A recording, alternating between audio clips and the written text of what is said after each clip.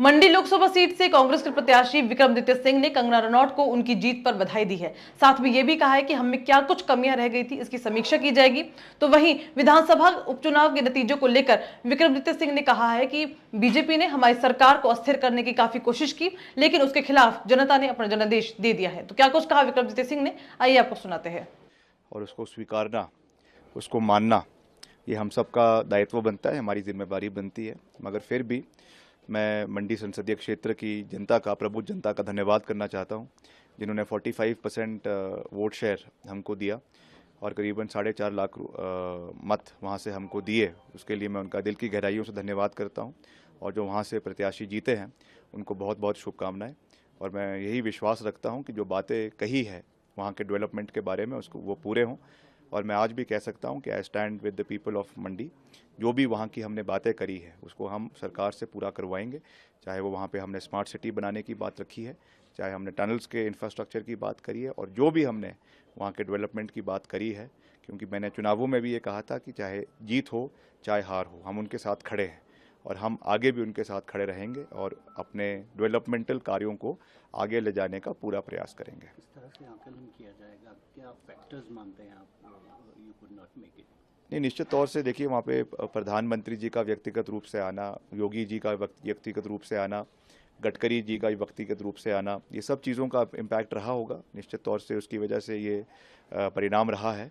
मगर फिर भी हम इसका आंकलन अभी, क्योंकि मतदान कई केंद्रों पे अभी भी चला हुआ है, जो काउंटिंग है वो अभी भी चली हुई है, तो उसको हम आने वाले समय में देखेंगे कि कैसे उसमें कहाँ पे शॉर्टफॉल्स रहे, क्या कमियां रही, और उससे एक्सपीरियंस लेते हुए उसको बेटर करेंगे फॉर द टाइम्स टू कम।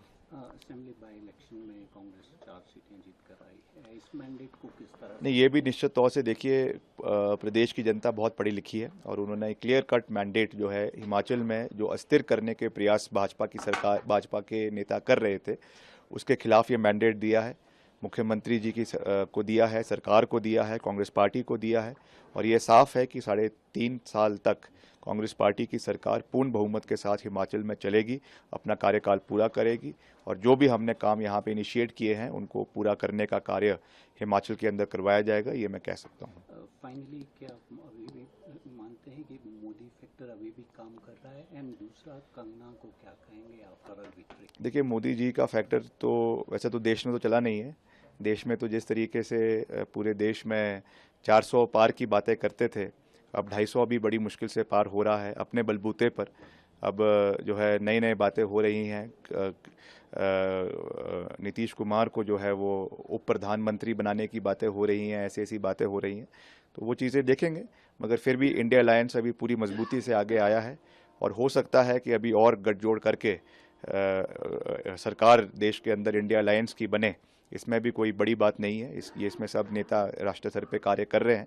बाकी जो प्रत्याशी जीती हैं उनको मैं बहुत बहुत शुभकामनाएं देना चाहता हूं। मैंडेट लोगों का है, वो स्वीकारना हमको भी है, उनको भी बहुत बहुत बधाई है। मगर मैं यही कहूँगा कि हम तो लंबी गेम के खिलाड़ी हैं और आपके साथ खड़े हैं, मंडी के साथ खड़े हैं। अब आगे देखेंगे कि जो बातें हुई है वो धरातल पे कितनी उतरती है, कितना समय मंडी के लोगों को मिलता है, ये तो समय ही बताएगा। मगर जीती हैं उसके लिए उनको शुभकामनाएं। असेस करेंगे? निश्चित तौर से असेस करेंगे और उसको कैसे इम्प्रोवाइज करना है in the times to come, we will work on that also. Latest videos के लिए अभी सब्सक्राइब करें A1 हरियाणा को और प्रेस करें बेल आइकन ताकि सभी अपडेट्स आपको मिले सबसे पहले।